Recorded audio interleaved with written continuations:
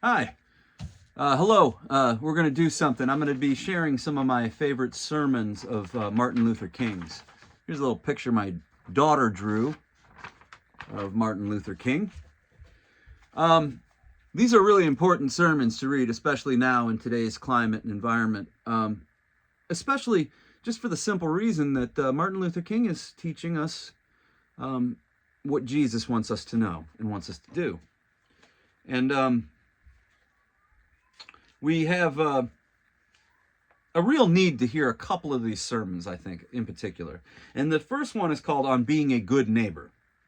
Now, I'm going to start really quickly by just introducing some of my thoughts on this, why it's important. So, I remember several years ago, I was going through some Christian publications online, and reading the comments after some articles that some earnest, sincere preachers were writing, some theologians and pastors, and they're really trying to teach people what the red letters mean and being very serious and astute about Jesus. And then you'd read the comments and you'd get these very clearly politically motivated Christians in the comments section rationalizing things and coming up with all sorts of, you could tell instantly that they go to churches that are more cult-like,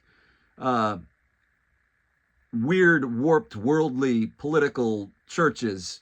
And you know what I'm talking about if you know what I'm talking about, than actual body of Christ churches. They probably go to churches where the preachers just indoctrinate them with political ideology and then pass that off as the faith. It's really apparent. That's a big problem. So in these comments, people would, so like you take a concept like when Jesus would say, the least of my brethren. And you'd get these flippant remarks from people that you can't call these remarks anything but completely stupid. But these rationalizations along the lines of, well, he didn't really mean the least of my brethren, like as in, like, really like poor people. He meant like fellow Christians who are just being persecuted. He means Christians that are persecuted. I mean, I saw that comment multiple times. The least of our brethren are just I'm not even going to go into it. It's on the surface ridiculous. So what I'm pointing to is a tendency for Christians who are really motivated to see the world in very worldly political terms of us versus them. And they want to identify the enemy in flesh and blood. They have a tendency to cherry pick scripture, but they also have this really even more dangerous tendency to discount what Jesus is saying as hyperbole, or they question the meaning of what Jesus' very words say. And they play with things like, oh, he doesn't really mean the least of my brethren. No, he wasn't saying, the meek are really going to inherit the earth. Obviously, that's not true. Meek people don't kill people and conquer. How would they, inherit the earth? It's brutal. I mean, it's the biggest form of heresy and blasphemy and all of it. It's just to put Jesus' words to the test like that. So, on being a good neighbor. So that whole story is kind of about that. You have the Pharisee, the lawyer, as Martin Luther King calls him, who says to Jesus, well, who is my neighbor? And that's exactly the same kind of rhetoric that I'm talking about that continues to this day. This flippant, politically minded Christian who is really just thinking in terms of ideology and politics, worldly stuff. That Christian is the type of Pharisee type who would say, well, who is my neighbor? My neighbor doesn't mean that it's, just anybody. It's actually somebody who believes exactly the same thing as I do, and goes to the same church as me and votes for the same people. That's my neighbor. That is so completely warped and so far beyond the actual point. Like it's such a reductive. But that's literally what a lot of people think. Probably some of you too, maybe. I don't know. That your neighbor is just somebody that you totally agree with, and you can narrow it down to that little bracket. No, your neighbor is anybody who suffers. So let's get on with this. We're going to do the sermon. It's called On Being a Good Neighbor. Now, Martin Luther King was very, very, very good with words, with writing. I could see how any, typical person these days would read this and have a hard time comprehending some of his language. It's good. Read some of your great-grandparents' letters if you can find them. we're not smarter than these generations ahead of us. In fact, it's going in the opposite direction. These people could handle words and communication a lot better than we can. It's a problem. So let me get started here on being a good neighbor. So he starts with Luke chapter 10. And who is my neighbor? That flippant remark from the Pharisee lawyer. So I should like to talk with you about a good man whose exemplary life will always be a flashing light to plague the dozing conscience of mankind. And that's what I was just talking about, this dozing conscience we have. And any time an earnest and sincere preacher or a prophet starts to really emphasize and admonish people about the literal truth of these words, you're going to find that dozing conscience. And that's why it's a plague to people who are asleep in their conscience and in their spirit. It's a plague to politically minded, worldly Christians to hear the truth, because it is an affront to their worldly identity. But that's exactly what Jesus wants. He wants to convict you and wants you to change and repent and take the right path. So I digress. Okay, so he's talking about a good man. He's talking about the Samaritan. So his goodness was not found in passive commitment to a particular creed, but in his active participation in a life-saving deed. Not in a moral pilgrimage that reached its destination point, but in the love ethic by which he journeyed life's highway. Literally, we're going to be talking about a highway, the road from Jerusalem to Jericho. He was good because he was a good neighbor. The ethical concern of this man is expressed in a magnificent little story. It's the one Jesus tells, which begins with a theological discussion on the meaning of eternal life and concludes in a concrete expression of compassion on a dangerous road. Jesus is asked a question by a man who had been trained in the details of Jewish law. Master, what shall I do to inherit eternal life? And the retort is prompt. Jesus says, what is written in the law? How readest thou? After a moment, the lawyer recites articulately, thou shalt love the Lord thy God with all thy heart and with all thy soul and with all thy strength and with all thy mind as thy neighbor, as thyself. Love thy neighbor as thyself. And then comes the decisive words from Jesus. Thou hast answered right. This do, and thou shalt live. The lawyer was chagrined. Why, the people might ask? Why would an expert in law raise a question that even the novice can answer? So he's really flippant, got a really flippant attitude. Not only is the answer easy, but can you actually tell me, Jesus? Listen. Desiring to justify himself and to show that Jesus' reply was far from conclusive, the lawyer says, and who is my neighbor? See, he's trying to get Jesus. Just like all these people in the comments and everything I was just talking about. The lawyer was now taking up the cudgel of debate that might have turned the conversation into an abstract theological discussion. But Jesus, determined to not be caught in the paralysis of analysis, pulls the question from midair and places it on a dangerous curve on the road between Jerusalem and Jericho, the story of the Good Samaritan. He tells the story of a certain man, a man who went down from Jerusalem to Jericho and fell among the robbers who stripped him, beat him, and departing left him for dead. By chance, a certain priest appeared, but he passed. He went to the other side, and later, a Levite also passed by. Finally, a certain Samaritan, a half-breed,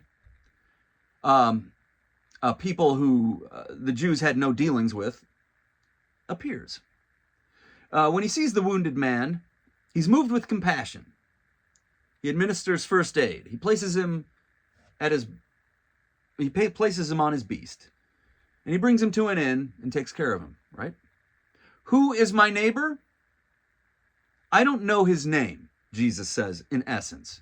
Jesus, who's my neighbor? Like you're going to get him. Well, it's not like, so in other words, Jesus is saying, no, it's not somebody you know, per se. He is anyone toward whom you are neighborly. He is anyone who lies at life's roadside. He is neither Jew nor Gentile. He is neither Russian nor American. He is neither Negro nor white. He is a certain man, any needy man, on one of the numerous Jericho roads of life. That's essentially the answer.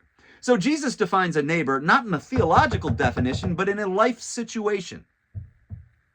So when you say, who is my neighbor? It's, look, everyone around you, it's a situational thing. All right? We don't define it any other way. And that's what the story tells us. Let's go. What constituted the goodness of the Good Samaritan then? Why will he always be an inspiring paragon of neighborly virtue?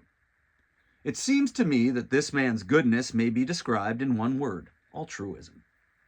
Okay, I'm going to go back and answer that. Why will he always be an inspiring paragon of neighborly virtue? Well, because the Pharisee was trying to catch Jesus and said, well, who is my neighbor? And then Jesus told him exactly who it was with this story. I mean, that's the main reason, but here, Martin Luther King. It's altruism. And the dictionary defines altruism as regard for and devotion to the interest of others. The Samaritan was good. He was a good man because he made concern for others the first law of his faith. The Samaritan had the capacity for universal altruism. He had a piercing insight into that which is beyond the eternal accidents of race, religion, and nationality. One of the great tragedies of men's long trek along the highway of history has been the limiting of neighborly concern to tribe, race, class, or nation. The God of the early Old Testament days was a tribal God, and the ethic was tribal. Thou shalt not kill meant thou shalt not kill a fellow Israelite. But for God's sake, we're going to kill some Philistines. Greek democracy embraced a certain aristocracy, but not the hordes of Greek slaves, right, whose labors built the city-states. The universalism at the center of the Declaration of Independence. Now, that's been shamefully neglected by America's appalling tendency to substitute some for all. Numerous people in the North and the South still believe that affirmation. All men are created equal means all white men are created equal. That's still true today.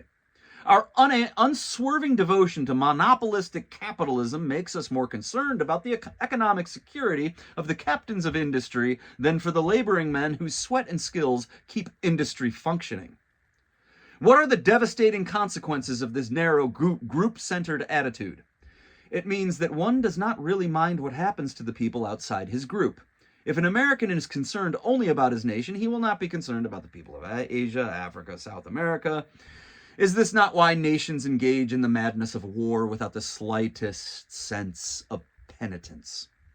Is this not why the murder of a citizen of your own nation is a crime, but the murder of the citizens of another nation is a war and an act of heroic virtue?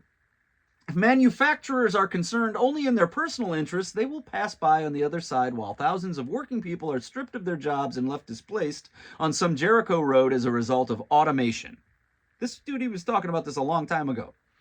And they will judge every man toward a better distribution of wealth and a better life for the working man to be socialistic. If a white man is concerned only about his race, he will casually pass by the Negro who has been robbed of his personhood, stripped of his sense of dignity, and left dying on some wayside road. And could you imagine if some of these political networks and TV shows and, podcasts existed at this time? I mean, I digress here for a second, but can you imagine like the way some of these lynchings that happened back in the day would be reported on something like Fox News today? Seriously. What do you think a Pam Bondi or Kristi Noem would say if you took that attitude and that lens if they were talking about the lynchings back then? Would they be saying they asked for it? Stuff like that? So, a few years ago, when an automobile carrying several members of a Negro college basketball team had an accident on a southern highway, 3 of the young men were severely injured. An ambulance was immediately called, but on arriving at the place of the accident, the driver, who was white, said without apology that it was not his policy to service Negroes, and he drove away. The driver of a passing automobile graciously drove the boys to the nearest hospital, but the attending physician belligerently said, "We don't take," I'm not going to say it, "in this hospital." When the boys finally arrived at a colored hospital in town, some 50 miles from the scene of the accident, one was dead and the other 2 died 30 and 50 minutes later, respectively. Probably all 3 could have been saved if they had been given immediate treatment. This is only one of thousands of human incidents that occur daily in the South, an unbelievable expression of the barbaric consequences of any tribal-centered, nation-centered, or racial-centered ethic. So Christ's ethic is not tribal-centered, not nation-centered, and not racial-centered. That's clear in everything he says. So that's another instance of where Christian nationalists, you don't have the ability to comprehend what you're reading or something. Practice reading. Practice reading so you understand that Jesus, the ethic that Christ teaches, is not tribal-centered, it's not nation-centered, and it's not racial-centered. I mean, that's clear as day from the minute you start reading Matthew all the way through Revelation. So anyway, the real tragedy of such a narrow provincialism is that we see people as entities or merely as things.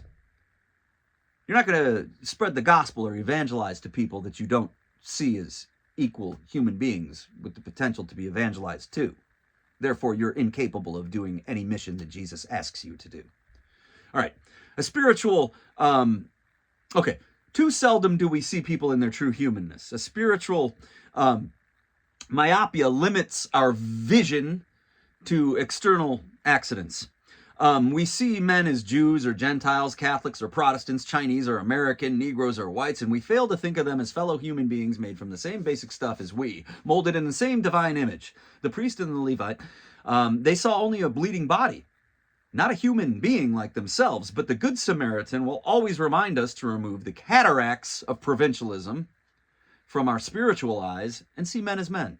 If the Samaritan had considered the wounded man as a Jew first, hear this, the Samaritan was the only one who didn't walk by. But had he had that myopic lens, the provincialism, the cataracts of provincialism, again, if the Samaritan had considered the wounded man as a Jew first, he would not have stopped, for the Jews and the Samaritans had no dealings.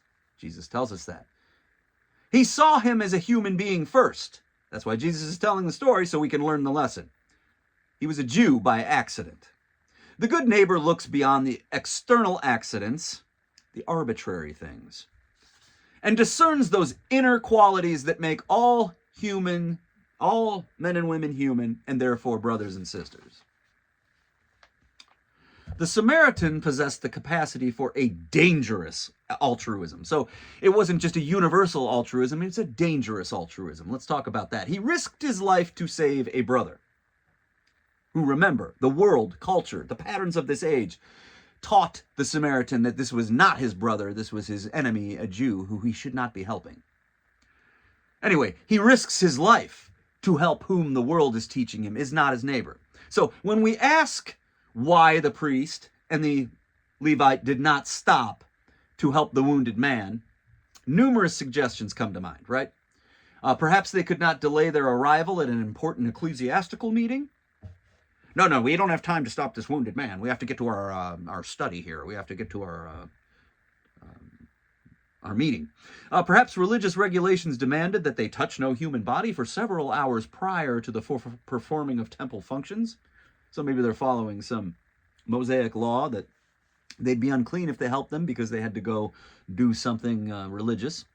Or perhaps they were on their way to an organizational meeting of a Jericho Road Improvement Association. It's funny. Certainly that would have been a real need, for it is not enough to aid a wounded man on the Jericho Road. Certainly this would have been a real need, for it is not...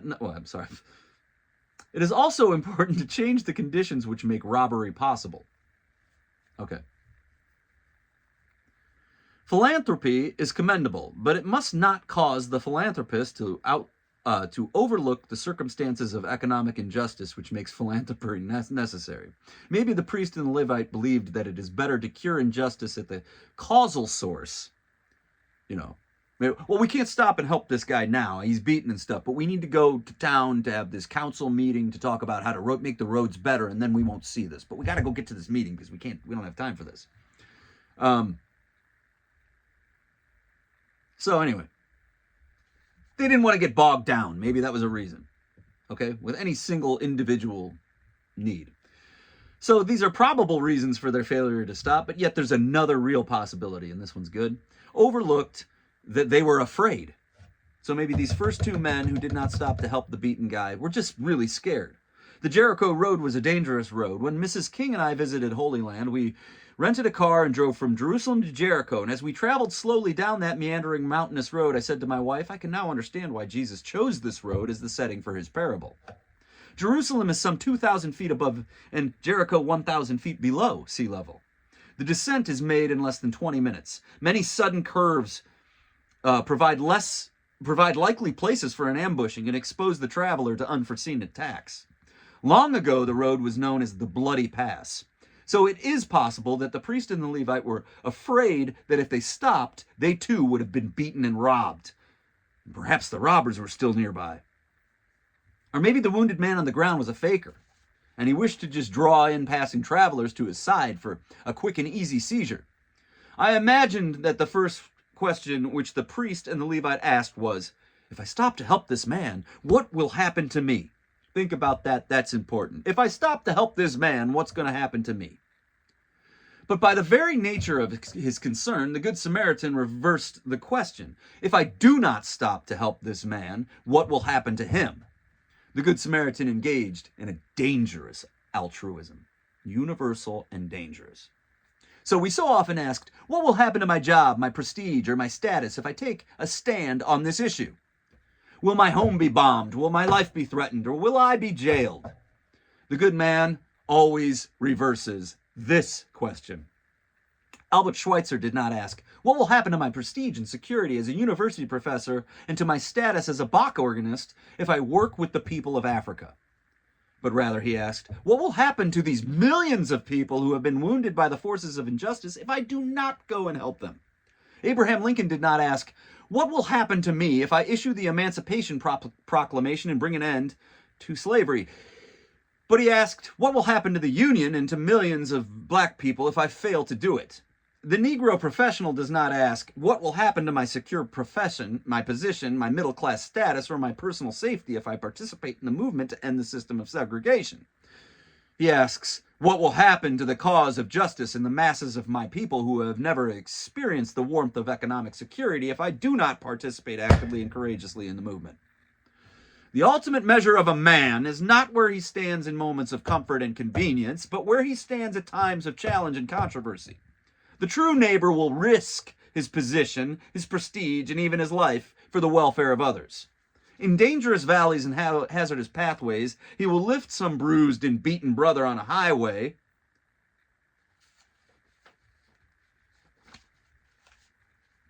The Samaritan also possessed excessive altruism.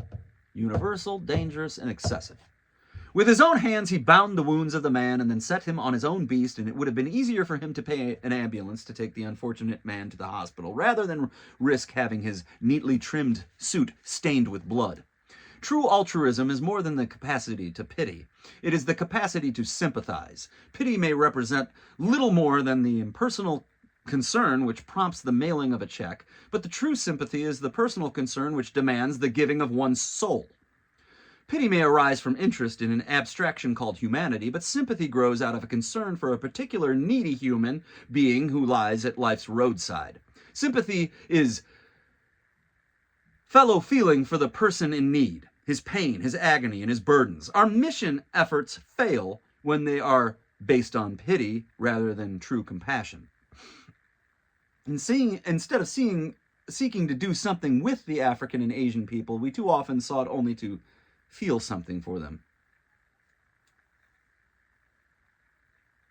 To do something for them. I'm sorry. An expression of pity devoid of genuine sympathy leads to a new form of paternalism which no self-respecting person can accept. A lot of people need to hear that part again. In fact, I'm going to read it one more time. Sympathy is fellow feeling for the person in need, his pain, agony, and burdens. Our mission efforts fail when they are based on pity rather than true compassion. Instead of seeking to do something with the African and Asian people, we too often sought only to do something for them. An expression of pity devoid of genuine sympathy leads to a new form of paternalism which no self-respecting person can accept. Oh man, that's important. Dollars possess the potential for helping children of God on life's Jericho road, but unless those dollars are distributed by compassionate figures, they will enrich neither the giver nor the receiver. Millions of missionary dollars have gone to Africa from the hands of church people who would die a million deaths before they would permit a single African the privilege of worshiping in their own congregation. Millions of Peace Corps dollars are being invested in Africa because of the votes of some men who fight unrelentingly to prevent African ambassadors from holding membership in their diplomatic clubs or establish residency in their particular neighborhoods. The Peace Corps will fail if it seeks to do something for underprivileged people of the world. It will succeed if it seeks creatively to do something with them. It will fail as a negative gesture to defeat communism. It will succeed only as a positive effort to wipe poverty, ignorance, and disease from the earth. Money devoid of love is like the salt devoid of savor, good for nothing except to be trodden under the foot of men. True neighborliness requires personal concern. The Samaritan used his hands to bind up the wounds of the robbed man's body, and he also released an overflowing love to bind up the wounds of his broken spirit. Another expression of the excess of altruism on the part of the Samaritan was his willingness to go far beyond the call of duty. After tending to the man's wounds, he put him on his breast, carried him to an inn, and left money for his care, making clear that if further financial needs arose, he would gladly meet them. Whosoever thou spendest more, when I come again, I will repay thee. Stopping short of this, he would have had more than fulfilled any possible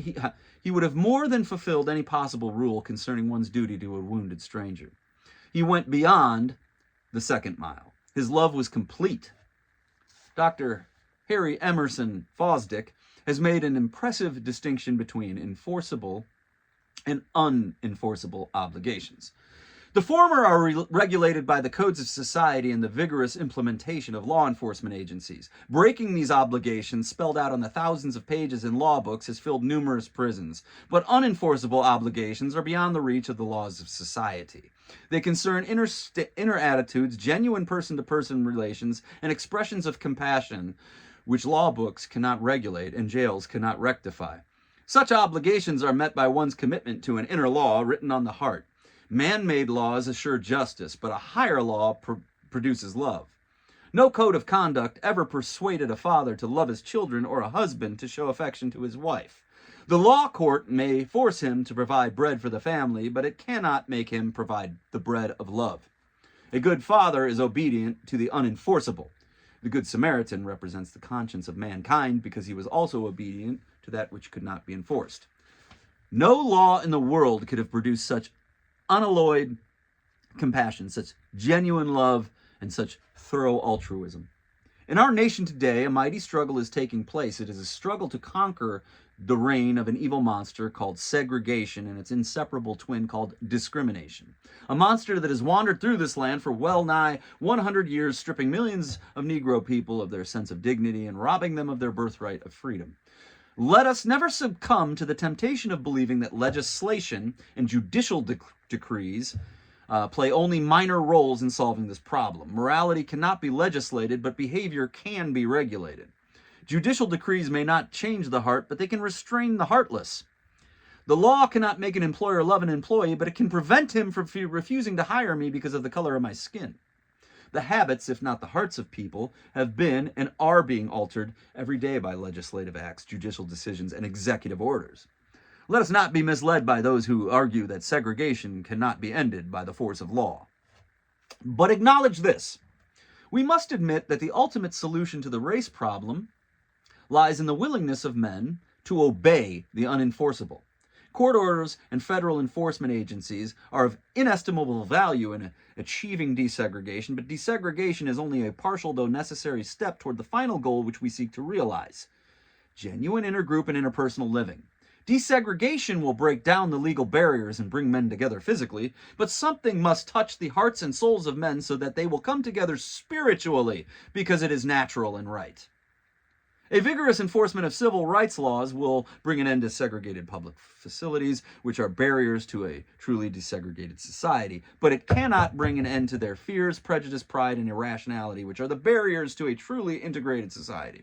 These dark and demonic responses will be removed only as men, possessed by their invisible inner law, which etches on their hearts the conviction that all men are brothers and that love is mankind's most potent weapon for personal and social transformation. True integration will be achieved by true neighbors who are willingly obedient to unenforceable obligations. More than ever before, my friends, men of all races and nations are today challenged to be neighborly. The call for a worldwide good neighbor policy is more than an ephemeral shibboleth. It is the call to a way of life which will transform our imminent cosmic elegy into a psalm of creative fulfillment. No longer can we afford the luxury of passing by on the other side, like the first two people. Such folly was once called moral failure. Today, it will lead to universal suicide. We cannot long survive spiritually separated in a world that is geographically together. And more so now, right? In the final analysis, I must not ignore the wounded man on life's Jericho road because he is part of me, and I am part of him. His agony diminishes me, but his salvation enlarges me. The agony of others, especially those that you're taunting, it diminishes you spiritually. Every time you do it. Every time I do it. Every time we do it. In our quest to make neighborly love a reality, we have, in addition to the inspiring example of the Good Samaritan, the magnanimous life of our Christ to guide us. His altruism was universal. He thought of all men and women, even publicans and sinners, as brothers. His altruism was dangerous. He willingly traveled hazardous roads in a cause he knew was right. His altruism was excessive. Right? It's that reckless love. For he chose to die on Calvary, history's most magnificent expression of obedience to the unenforceable. This is published in 1964, Strength to Love. Let me show you that picture again. This is what my daughter drew. All right. I'm going to have another one coming soon. Wise as serpents, harmless as doves. Be the salt of the earth. Be the light of the world. Do not conform to the patterns of this age. Choose Jesus, not Barabbas. Peace and love.